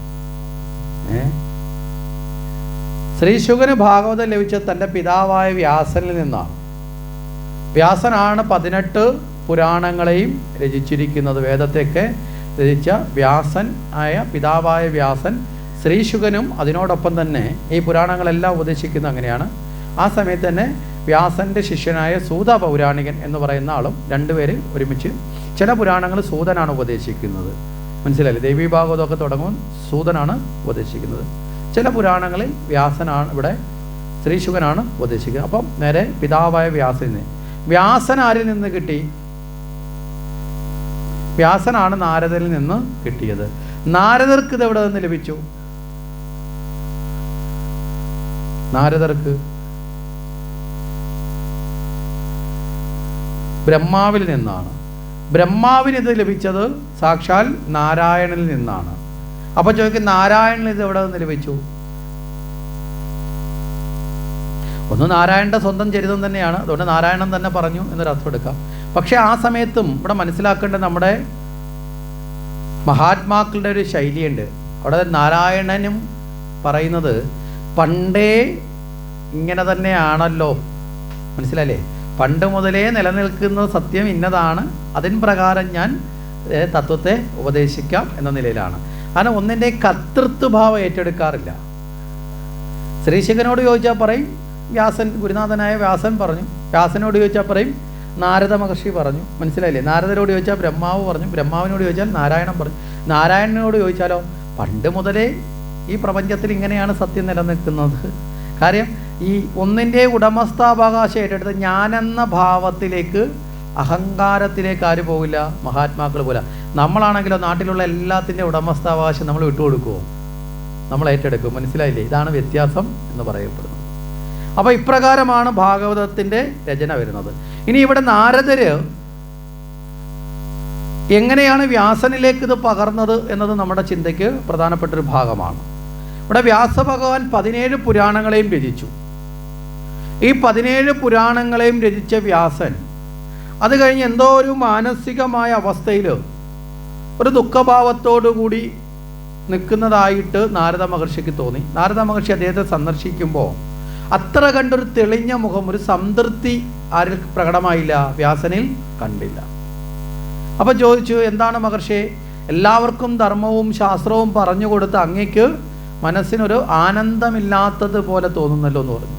അപ്പം നാരദരോട് വ്യാസൻ പറഞ്ഞു, ശരിയാണ്, ഞാനിതെല്ലാം രചിച്ചു എങ്കിലും ഒരു സംതൃപ്തി, പൂർണ്ണമായൊരു സംതൃപ്തി വന്നിട്ടില്ല. നമ്മൾ ഏതൊരു കാര്യം ചെയ്യുമ്പോഴും പൂർണ്ണമായി എന്നൊരു തോന്നൽ വരുമ്പോലെ നമുക്കൊരു സംതൃപ്തി വരുന്നത് അല്ലേ? ഏത് കർമ്മം ആയിക്കോട്ടെ, അത് പൂർണ്ണമായാൽ നമുക്കൊരു സംതൃപ്തി നമ്മുടെ ഉള്ളിൽ തന്നെ ഉണ്ടാവും, ഒരു ആനന്ദം ഉണ്ടാവും. ഇത് അങ്ങനെ ഒരു സംതൃപ്തി വരുന്നില്ല എന്ന് പറഞ്ഞു. ശരി, ഇതിൻ്റെ കാരണം ചോദിച്ച സമയത്ത് നാരദ മഹർഷി പറഞ്ഞു, അങ്ങ് ശരിയാവണ്ണം ഭക്തിരസപ്രദമായ നിലയിൽ ഭഗവാന്റെ ചരിതത്തെ വർണ്ണിക്കാൻ അങ്ങ് വിട്ടു. ബാക്കി ഒരുപാട് ചരിതം എഴുതിയിട്ടുണ്ട് അങ്ങ്, പക്ഷേ ആരെ ഭക്തിരസാനന്ദപ്രദമായി ഭഗവാന്റെ ചരിതത്തെ വർണ്ണിക്കാൻ അങ്ങ് വിട്ടുപോയി എന്ന് പറഞ്ഞു. അപ്പോൾ ഭക്തിരസപ്രദമല്ലാതെ ഭഗവാന്റെ ചരിതത്തെ വ്യാസൻ വർണ്ണിച്ചിട്ടുണ്ടോ? ഉണ്ടോ? ഇതിനു മുമ്പ് ഭാഗവതത്തിന് മുമ്പ് വ്യാസൻ ഭഗവാന്റെ ചരിതത്തെ വർണ്ണിച്ചിട്ടുണ്ടോ? ഉണ്ട്. മഹാഭാരതത്തിൽ വർണ്ണിച്ചിട്ടുണ്ട്. അവിടെയാണ് ഭഗവത്ഗീതയും ഒക്കെ വ്യാഖ്യാനിക്കപ്പെടുന്നത്. അവിടെ എന്താണെന്ന് ചോദിച്ചാൽ അവിടുത്തെ ആ മഹാഭാരതത്തിൽ അവതരിപ്പിക്കപ്പെടുന്ന കൃഷ്ണൻ്റെ ഒരു ഭാവം മറ്റൊരു തരത്തിലാണ്. യുദ്ധക്കളത്തിലൊക്കെ നിൽക്കുന്ന ഒരു യോദ്ധാവ്, ഒരു ഭരണാധികാരി, മനസ്സിലായില്ലേ? ആ ഒരു നിലയിലാണ് ആരെ കാണിക്കുന്നത്? കൃഷ്ണനെ കാണിക്കുന്നത് കുറച്ച് പൗരുഷശാലിയായിട്ടാണ്. ഭാഗവതത്തിലാണെങ്കിലോ വളരെ കുഞ്ഞു പ്രായം മുതലല്ലേ, ആ ജന്മം തൊട്ട് തുടങ്ങി ഭഗവാന്റെ ഏറ്റവും കൂടുതൽ കഥ ഭാഗവതത്തിൽ പറയുന്നത് വളർന്നതിന് ശേഷമുള്ളതാണോ വളരുന്നതിന് മുമ്പുള്ള കഥയാണോ? വളരുന്നതിന് മുമ്പുള്ള കഥ. കുട്ടിക്കാലത്തെ കഥകളിലാണ് ഏറ്റവും കൂടുതൽ അല്ലേ? ഭാഗവത കഥകളിൽ ഒരു വലിയൊരളവ് വരെ, ഏതാണ്ട് കംസവധമൊക്കെ വളരെ കൊച്ചു പ്രായത്തിലുള്ള ചരിതമാണ്. ഗുരുദക്ഷിണാദി കാര്യങ്ങൾ വളരെ കൊച്ചു പ്രായത്തിലുള്ള ചരിതമാണ്.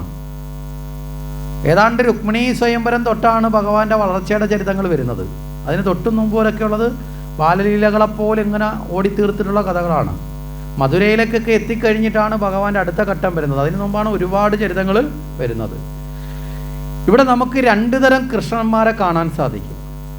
അടിസ്ഥാനപരമായി ഒന്നുകൂടെ വിവരിച്ചു പറഞ്ഞാൽ 3 തരം കൃഷ്ണന്മാരുണ്ടെന്ന് പറഞ്ഞത്. 3 തരം കൃഷ്ണന്മാർ. 3 തരം കൃഷ്ണനുണ്ടെന്ന് വെച്ചാൽ 3 ഒരാളല്ലേ എന്ന് വെച്ചാൽ ഒന്ന് തന്നെയാണ്.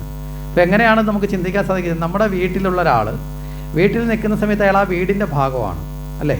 ആ വീട്ടിലെ അമ്മയുടെ മകനാണ്, ഭാര്യയുണ്ടെങ്കിൽ ഭർത്താവാണ്, മക്കളുണ്ടെങ്കിൽ അച്ഛനാണ്, ഇങ്ങനെയൊക്കെ ജീവിക്കുന്ന ഒരാൾ. അയാൾ വീട്ടിൽ നിൽക്കുന്ന ശൈലി ആയിരിക്കും അയാൾ ഒരു ജോലി സ്ഥലത്ത് പോയി ഒരു ഉദ്യോഗസ്ഥനായിട്ട് അവിടെ ഇരിക്കുമ്പോൾ ആണോ? അല്ല, അതിന് മാറ്റമുണ്ട്. പക്ഷെ ആളൊന്നു തന്നെയാണ്, പക്ഷേ അയാളെ നടപ്പിലും നിപ്പിലും സംസാരത്തിലും ഒക്കെ മാറ്റം വരില്ലേ? ആ ജോലിയുടെ അനുസരിച്ച് മാറ്റം വരും. ഇതേ ആൾ തന്നെ വൈകുന്നേരത്ത് ജോലിയൊക്കെ കഴിഞ്ഞിട്ട് കൂട്ടുകാരോടൊപ്പം കളിസ്ഥലത്ത് പോയി കളിക്കുന്ന സമയത്ത് ഈ രണ്ട് ഭാവവും കാണുമോ? അവിടെ കാണില്ല, മൂന്നാമതൊരു ഭാവം. ഇതുപോലെയാണ് ഭഗവാന്റെ 3 ഭാവരസങ്ങൾ നമ്മൾ മനസ്സിലാക്കണം. ഒന്ന് ദേവകി കൃഷ്ണൻ, രണ്ടാമത്തത് ഭാഗവത കൃഷ്ണൻ, മൂന്നാമത്തത് ഗീതാ കൃഷ്ണൻ. ദേവകി കൃഷ്ണൻ എന്തിനാണ്? അസുര നിഗ്രഹം നടത്തി ഭൂമി പാലനം നടത്താൻ വന്നു ചേർന്ന അവതാരം എന്ന നിലയിൽ ദേവകി കൃഷ്ണൻ. ഭാഗവത കൃഷ്ണൻ എന്താണ്? ഇവിടെ മരണമാസന്നമായിരിക്കുന്ന മനുഷ്യനിൽ പരമമായ ജ്ഞാനത്തെ പകർന്ന്, മനസ്സിലായില്ലേ, മോക്ഷഗതിയിലേക്ക് എത്തിക്കുന്ന ആത്മബോധത്തിൻ്റെ പ്രതീകമാണ് ആര്? ഭാഗവത കൃഷ്ണൻ എന്ന് പറയുന്നത്. കാരണം അങ്ങനെ പറയാൻ കാരണം ഭാഗവതത്തിൽ കൃഷ്ണൻ്റെ എല്ലാ കഥകളും ഇല്ല, സെലക്റ്റീവായിട്ടുള്ള കഥകളാണ്. പരീക്ഷത്തിന് അദ്ദേഹത്തിന് അറിയാൻ വേണ്ടി അദ്ദേഹം ചോദിച്ചതും ശ്രീശുകന് പറയണമെന്ന് തോന്നിയത് മാത്രമേ ഇവിടെ വന്നിട്ടുള്ളൂ. ഭാഗവതത്തിൽ വന്നിട്ടുള്ളൂ, എല്ലാ കഥകളും ഇവിടെ വന്നിട്ടില്ല. ഇത് കഴിഞ്ഞാൽ പിന്നുള്ളത് എന്താ? ഗീതാകൃഷ്ണൻ. ഗീതാകൃഷ്ണൻ എന്താ? ജീവിതത്തിൽ കർത്തവ്യത്തിലേക്ക് സ്വധർമ്മ പാലനത്തിൽ മടി പിടിച്ച് തളർന്നു പോകുന്ന ഒരു മനസ്സിനെ എങ്ങനെയാണോ ഉദ്ധരിക്കേണ്ടത് എന്ന നിലയിൽ ഒരു അധ്യാപകൻ എന്നുള്ള നിലയിൽ അർജുനന് ക്ലാസ് എടുത്തില്ലേ തയ്യാറാക്കുന്ന ആളാണ് ആ കാണുന്ന ഗീതാകൃഷ്ണൻ എന്നുള്ള നിലയിൽ കാണാൻ. അപ്പോൾ ഈ 3 ഭാവത്തെയും മനസ്സിലാക്കി വേണം നമ്മൾ പൂർണ്ണതലത്തിൽ ആരെ മനസ്സിലാക്കാൻ? കൃഷ്ണനെ മനസ്സിലാക്കാൻ എന്നും നമ്മൾ ഉൾക്കൊള്ളുക. ശരി, ഇവിടെ ഈ ഒരു നിലയിൽ ഭാഗവതത്തെ വർണ്ണിക്കണം എന്ന് വ്യാസനോട് നാരദ മഹർഷി പറഞ്ഞു. എന്നിട്ട് നാരദ മഹർഷി ചതുശ്ലോകി ഭാഗവതം എന്ന നിലയിൽ 4 ശ്ലോകങ്ങളിലൂടെയാണ് ഭാഗവതത്തെ ആർക്ക് ഉപദേശിച്ചത്? വ്യാസന് ഉപദേശിച്ചത്. കാരണം എന്താ? നമുക്ക് ഇത്രയും വിസ്തരിച്ച് കഥ പറയേണ്ടി വന്നു ഭഗവാന്റെ തത്വത്തെ പഠിക്കാൻ. പക്ഷേ വ്യാസൻ ജ്ഞാനിയാണ്, 17 പുരാണവും രചിച്ച് വേദമൊക്കെ രചിച്ചിട്ടിരിക്കുന്ന ആളാണ്. അപ്പോൾ അദ്ദേഹത്തിലേക്കൊരു കാര്യം പകർന്നു കൊടുക്കാൻ വളരെ എളുപ്പമാണ് അല്ലേ? വളരെ എളുപ്പത്തിൽ വളരെ ചുരുക്കി പറഞ്ഞാലും അദ്ദേഹത്തിനത് വിസ്തരിച്ച് മനസ്സിലാക്കാൻ സാധിക്കും. പക്ഷെ നമ്മളതൊക്കെ അത്രയും ജ്ഞാനമുണ്ടോ നമുക്ക്? നമ്മളെ പതുക്കെ രൂപപ്പെടുത്തി അല്ലേ? വളരെ പതുക്കെ എന്ത് ചെയ്യണം? നമ്മളെ അതിന് പ്രാപ്തരാക്കി മാറ്റണം. അതുകൊണ്ടാണ് നമുക്കിവിടെ എന്ത് ചെയ്തു? കഥകളായി വിസ്തരിച്ച് ചർച്ച ചെയ്ത് കൊണ്ടുവന്നു. ഈ ചതുശ്ലോകി ഭാഗവത്തിനുള്ളിൽ കഥകളൊന്നുമില്ല. ഭഗവാന്റെ യഥാർത്ഥ സ്വരൂപം എന്താണ്? ഈ കാണുന്ന പ്രപഞ്ചവും ഇതിനാധാരമായതും ഇത് മുഴുവൻ ഉണ്ടായതും നിലനിൽക്കുന്നതും നാളെ ഇല്ലാണ്ടാവുന്നതും സർവത്തിനും ആധാരമായിരിക്കുന്നത് ഒരൊറ്റ ഏകമദ്വൈതമായ ചൈതന്യം മാത്രമാണ്. അതാണ് യഥാർത്ഥ ഭഗവത് തത്വം എന്നറിയുക. ഇത്രയേ ഉള്ളൂ. അതല്ലാതെ അതിനകത്ത് മായ കൊണ്ട് ഭ്രമമുണ്ടായി ഈ കാണുന്ന പ്രപഞ്ചത്തിലുള്ള വസ്തുക്കളൊക്കെയാണ് സത്യമെന്ന് ധരിക്കുന്നത് അജ്ഞാനമാണെന്നും അജ്ഞാനത്തെ അകറ്റി ജ്ഞാനബോധത്തോടുകൂടി യഥാർത്ഥ ബോധത്തെ നേടുക എന്നതാണ് ഓരോ ജീവനും ശ്രേഷ്ഠം എന്ന തലത്തിൽ ചതുശ്ലോകി ഭാഗവതം തീർന്നു.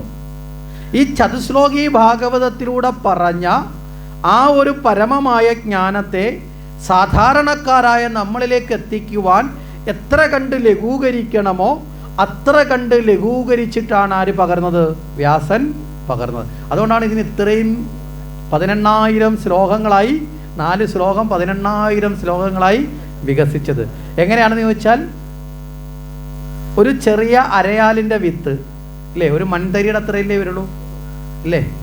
ഈ അരയാലിൻ്റെ ആ വിത്തിനുള്ളിൽ യഥാർത്ഥത്തിൽ ഈ അരയാൽ എന്ന് പറയുന്ന വലിയ വൃക്ഷത്തിൻ്റെ സർവസത്തയുടെ ഗുണവും സൂക്ഷ്മരൂപത്തിൽ ഈ വിത്തിനകത്തില്ലേ? ഉണ്ടോ ഇല്ലയോ? അതിനകത്തുണ്ട്. അതുകൊണ്ടാണ് ആ വിത്ത് മുളയ്ക്കുന്ന ആ സസ്യത്തിനും അതിൻ്റെ മാതൃവൃക്ഷമായ അരയാലിൻ്റെ എല്ലാ സ്വഭാവ ഗുണവും അതിനകത്ത് വരുന്നത്. ആ ചെറിയ മൺതരി പോലിരിക്കുന്ന ആ ചെറിയ വിത്തിനുള്ളിൽ പോലും ഇത്രയും വലിയ വടവൃക്ഷത്തിൻ്റെ സർവഗുണങ്ങളുടെയും സൂക്ഷ്മഭാവത്തെ ചേർത്ത് വെച്ചിട്ടുള്ളത് ഈശ്വരനല്ലേ? നമ്മളാരെങ്കിലും ആണോ? ഈശ്വരനാണ്. അതുപോലെ ആ സൂക്ഷ്മരൂപത്തിലിരിക്കുന്ന വിത്ത്, ഒരു മൺതരിയുടെ വലിപ്പമുള്ള വിത്ത് നമ്മൾ ഭൂമിയിൽ വീണ് അതൊന്ന് കിളിച്ച് വലുതായാൽ നമ്മളൊന്ന് ആലോചിച്ചൊക്കെ അതിൻ്റെ വലിപ്പം അത്രയേ ഉള്ളോ? മൺതരിയുടെ അത്രയേ ഉള്ളോ? അത് വലിയ വൃക്ഷമായി മാറി. ഇതുപോലെയാണ് നാരദരിൽ നിന്ന് വ്യാസനിലേക്ക് ഒരു വിത്ത് വീണു. വ്യാസനാകുന്ന വിളനിലത്തിൽ അത് വൻവൃക്ഷമായി വളർന്നു. ആ വിത്തിലൂടെ കിട്ടിയ മുഴുവൻ ഗുണങ്ങളും ഏതിലുണ്ട്? ആ വൃക്ഷത്തിലുണ്ട്.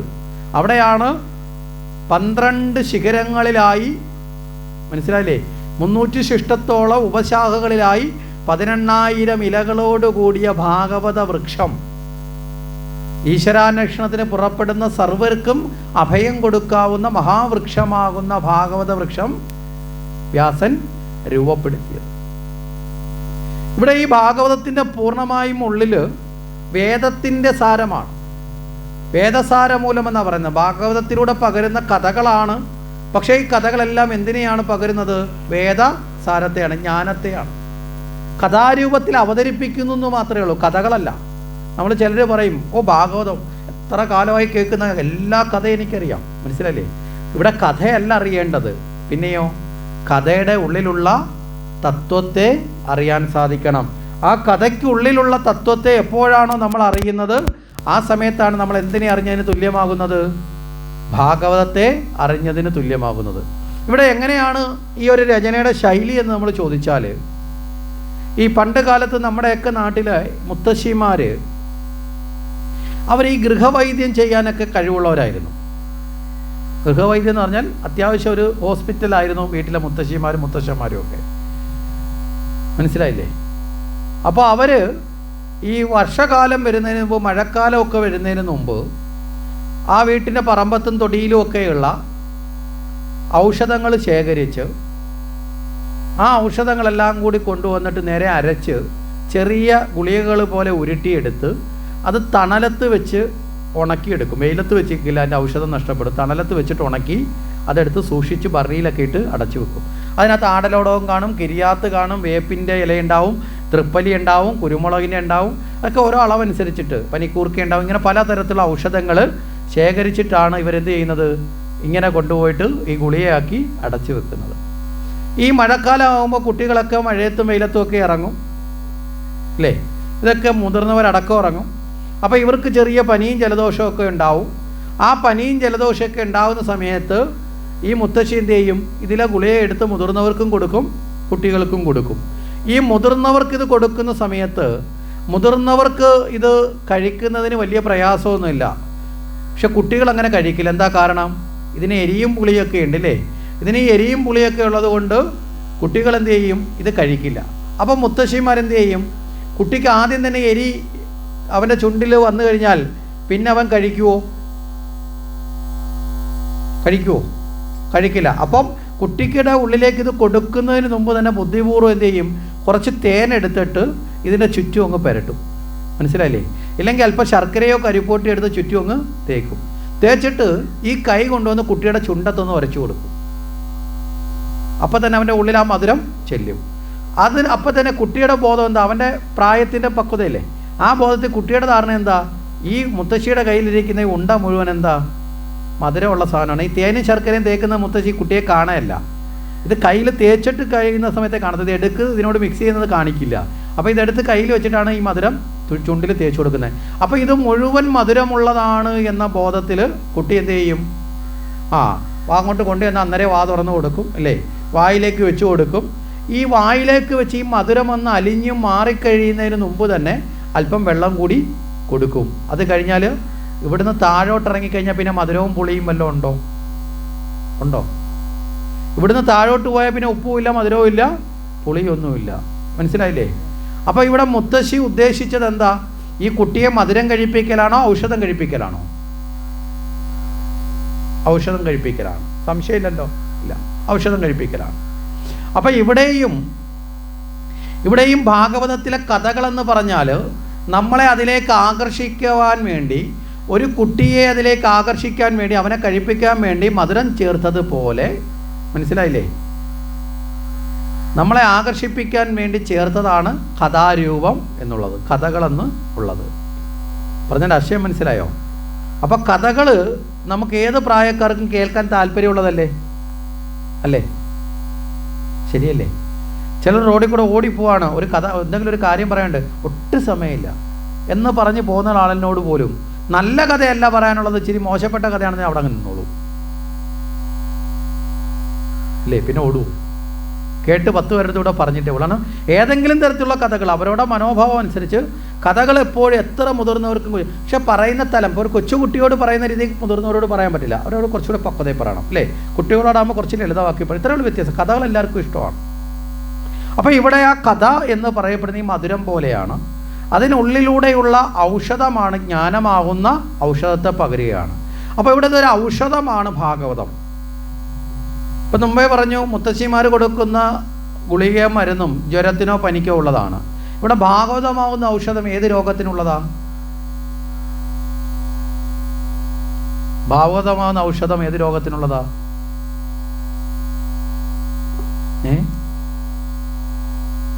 നമ്മൾക്കൊക്കെ ഉള്ളൊരു രോഗമുണ്ട്. ആ രോഗം നമ്മൾ തിരിച്ചറിയണം. എങ്കിലേ ഭാഗവതം കേൾക്കാൻ നമുക്കൊരു താല്പര്യം വരും.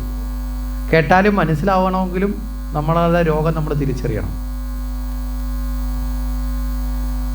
രോഗത്തെക്കുറിച്ച് ബോധ്യമുള്ള ആളല്ലേ ഔഷധം കൃത്യസമയത്ത് കഴിക്കുന്നത് അല്ലേ. രോഗം വർദ്ധിക്കാതിരിക്കാനും രോഗം കുറയണമെന്ന് ഉത്തമ ബോധ്യമുള്ള ആൾ എന്ത് ചെയ്യും? ഡോക്ടർ കൊടുക്കുന്ന മരുന്ന് കഴിക്കും. ഇല്ലാത്തവരോ അത് കഴിക്കില്ല, വീണ്ടും അസുഖം കൂടും. അപ്പോൾ ഇവിടെ നമ്മൾ കൃത്യമായി ഭാഗവതമാകുന്ന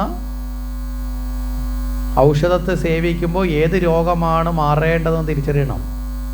എങ്കിലേ ഇത് സേവിക്കാൻ നമുക്ക് താല്പര്യം വരത്തുള്ളൂ. ഏത് രോഗത്തിനാ? നമ്മളിലുള്ള രോഗം ഏതാ?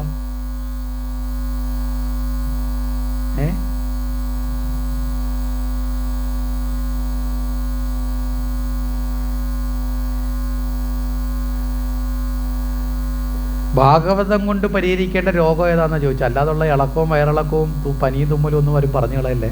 അതിനുള്ള മരുന്നൊന്നും ഇവിടെ ഇല്ല. ഭാഗവതം കൊണ്ട് പരിഹരിക്കേണ്ട രോഗം ഏതാണ്? അജ്ഞാനമാണ്. മനസ്സിലായില്ലേ? അജ്ഞാനമാണ് ലോകത്തിലെ ഏറ്റവും വലിയ ദുഃഖത്തിൻ്റെ കാരണം. സർവ്വരോഗങ്ങളുടെയും മൂലകാരണവും അജ്ഞാനമാണ്. നിങ്ങൾ ഓരോ രോഗത്തെ അനലൈസ് ചെയ്ത് ചെല്ലുമ്പം കാണാൻ സാധിക്കും. സർവ്വരോഗങ്ങളുടെയും മൂലകാരണം അജ്ഞാനമാണ്. അജ്ഞാനത്തിൽ നിന്നാണ് ദേഹബോധം ഉണ്ടാകുന്നത്, ദേഹഭ്രമം ഉണ്ടാകുന്നത്. അജ്ഞാനത്തിൽ നിന്നാണ് സർവ്വ ദുഃഖങ്ങളും ഉണ്ടാകുന്നത്. അജ്ഞാനത്തിൽ നിന്നാണ് സർവ്വരോഗങ്ങളും ഉണ്ടാകുന്നത്. ആദിവ്യാധികളെല്ലാം ഉണ്ടാകുന്നത് അജ്ഞാനത്തിൽ നിന്നാണ്. അപ്പോൾ അജ്ഞാനമാകുന്ന രോഗത്തെ അകറ്റിയാൽ ജീവിതം ശാന്തമായി. മനസ്സിലായില്ലേ? നമ്മളൊക്കെ ജീവിതം, നമ്മൾ പറയില്ലേ ഭഗവാനെ ജീവിതത്തിന് ഒരു ശാന്തിയില്ല, സമാധാനം ഇല്ല. ശാന്തിക്ക് സമാധാനത്തിന് ഏത് പൂജ നടത്തും എന്ന് ചോദിച്ചു കിടക്കുന്നവരാണ് നമ്മൾ. എവിടെ പോയി പ്രാർത്ഥിക്കണം? ആകെ ഒറ്റ കാര്യം ആദ്യം ചെയ്യണം. എന്താ? നമ്മളിലുള്ള അജ്ഞാനത്തെ കുറയ്ക്കാൻ തീരുമാനിക്കണം. അറിവ് നേടുക, അതിനോടൊപ്പം ഭഗവാനെ ആശ്രയിക്കുക. താൻ പാതി ദൈവം പാതി. താൻ ചെയ്യേണ്ട പാതി ചെയ്യാതെ ഭഗവാനെ ആശ്രയിച്ചിട്ട് കാര്യമുണ്ടോ? മനസ്സിലല്ലേ? പൂജ നടത്തണമെന്നല്ല പറഞ്ഞതിൻ്റെ അർത്ഥം. നമ്മൾ ചെയ്യേണ്ടത് നമ്മൾ ചെയ്തുകൊണ്ട് ഭഗവാന്റെ അനുഗ്രഹത്തിന് വേണ്ടി പ്രാർത്ഥിച്ചാൽ 100% അതിന് ഫലപ്രാപ്തി ഉണ്ടാവുമോ ഇല്ലയോ? ഉണ്ടാവും. നേരെ മറിച്ച് നമ്മൾ ചെയ്യേണ്ടത് ചെയ്യാതെ നമ്മൾ ഭഗവാനെ പ്രാർത്ഥിച്ചാലോ?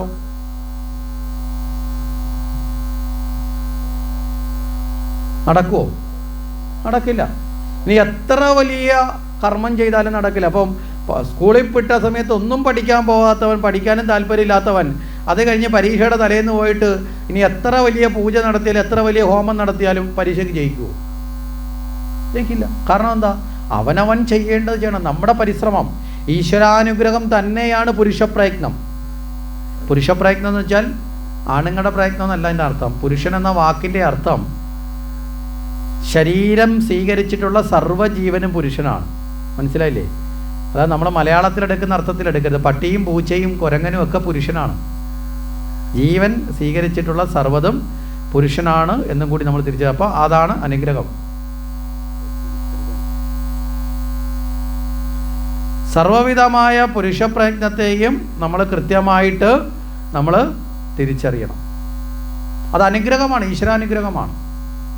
കാര്യം പ്രയത്നിക്കാനുള്ള ഭാവം തന്നെ ഈശ്വരൻ്റെ സഹായം കൊണ്ടല്ലേ നടപ്പിലാവുന്നത് അല്ലേ?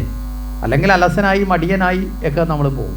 അപ്പോൾ പ്രയത്നത്തിലൂടെ ജീവിതത്തിൽ ശ്രേഷ്ഠമായതിനെ നേടാൻ സാധിക്കണം. അപ്പോൾ ബാക്കി ആര് തരും? ഈശ്വരൻ തന്നുകൊള്ളും. അപ്പോൾ ഇവിടെ അജ്ഞാനമാകുന്ന രോഗത്തെ നിവാരണം ചെയ്യാനാണ് ഭാഗവതം എന്ന് നമ്മൾ വിശിഷ്യ അറിയണം. അപ്പോൾ നമ്മളിൽ അജ്ഞാനം ഉണ്ടോ? പൂർണ്ണമായി നമ്മൾ അജ്ഞാനികളാണെന്നല്ല പറഞ്ഞതിൻ്റെ അർത്ഥം. മനസ്സിലായില്ലേ? നമുക്ക് അറിയാവുന്ന കുറേ കാര്യങ്ങളുണ്ട്, അറിയാത്ത അജ്ഞാനവും കുറേയൊക്കെ ഉണ്ട് അല്ലേ? ഈ അജ്ഞാനം ഉണ്ട് എന്നുള്ളതിൻ്റെ ഏറ്റവും പ്രധാന വെച്ചാൽ ഈ ദേഹബോധം ഉള്ളത് തന്നെ അജ്ഞാനമാണ്. പൂർണ്ണമായും അത് പതുക്കെ പതുക്കെ പതുക്കെ പതുക്കെ വിട്ട് വിട്ട് വിട്ട് വിട്ട് മനസ്സിലായില്ലേ, ആവർത്തിച്ച് പോവും. അപ്പോൾ ചോദിക്കും, ഇത് പറയുന്ന ആചാര്യന് അജ്ഞാനമല്ലേ? ഉണ്ട്, ഇല്ലെന്നല്ല. ഇത് പറഞ്ഞ് എന്നിലേയും പോകണമെന്നാണ് ഞാൻ ആഗ്രഹിക്കുന്നത്. ഞാനൊരു ഉദാഹരണം പറഞ്ഞാൽ, ഒരിക്കൽ ഒരാൾ ജീവിതകാലം മുഴുവൻ നാട്ടിലുള്ള എല്ലാവരും ഉപദേശിച്ചു കിടന്നു, മദ്യപിക്കരുത്, മദ്യം വിഷമാണെന്നൊക്കെ ഉപദേശിച്ചു കിടന്നു. ഒരു അധ്യാപകനാണ് അദ്ദേഹം. ആരെ കണ്ടാലും പറയും, മോനെ മദ്യപിക്കരുത്. മനസ്സിലായില്ലേ? മദ്യപിച്ചാലും മദ്യപിക്കാത്തവരോടും എല്ലാം പറയും മദ്യം വിഷമാണ് എന്ന് ഇദ്ദേഹം ഇങ്ങനെ പറഞ്ഞ് ഇദ്ദേഹം എപ്പോഴും എന്ത് കാര്യം സംസാരിച്ചാലും ഈ ഒരു വാക്ക് ഉപദേശം ഉണ്ടാവും. വളരെ കാലം കഴിഞ്ഞ് ഇദ്ദേഹത്തിന് വളരെ പ്രായമായി. ഇദ്ദേഹം മരണക്കിടക്കെ കിടക്കുമ്പോൾ ഇദ്ദേഹത്തിൻ്റെ കൊച്ചുമകൻ ചെന്നിട്ട് ചോദിച്ചു, മുത്തശ്ശ, അങ്ങ് എല്ലാവരുടെ അടുത്തും പോയി ഇങ്ങനെ മദ്യപിക്കരുതെന്ന് പറഞ്ഞുകൊണ്ട് എന്തെങ്കിലും ഗുണമുണ്ടായോ? അങ്ങ് ഉപദേശിച്ച പലരും മദ്യപാനികളായി പോയല്ലോ, പിന്നെ എന്തിനാണ് ഇങ്ങനെ വെറുതെ ഇതിങ്ങനെ പറഞ്ഞ് ജീവിതകാലം മുഴുവൻ? ഇദ്ദേഹത്തെ കാണുമ്പോൾ തന്നെ ആൾക്കാർ പറയും, മദ്യപാന വിരുദ്ധം വരുന്നു എന്നൊക്കെ പറഞ്ഞ് ഇരട്ടപ്പേരിട്ടൊക്കെ കളിയാക്കുന്ന അദ്ദേഹത്തെ. ഈ കൊച്ചുമകൻ ചോദിച്ചപ്പോൾ ഈ മുത്തശ്ശൻ പറഞ്ഞത് തീർച്ചയായിട്ടും ഒരു വലിയ ഗുണമുണ്ടായി. എന്താ?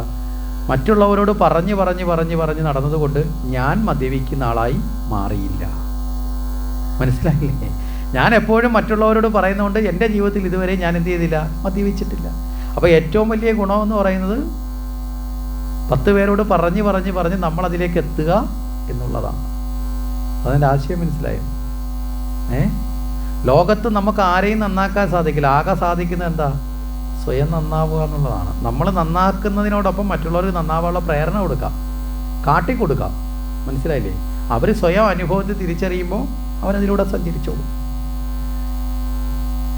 അപ്പോൾ ഇവിടെ അജ്ഞാനമാകുന്ന രോഗത്തെ നിവാരണം ചെയ്യാൻ ഭാഗവതം വേണം എന്ന് പറഞ്ഞു. ഇനി നമുക്കൊരു പ്രധാന ഒരു തലം കൂടി പറഞ്ഞ് നമുക്ക് അവസാനിപ്പിക്കാം.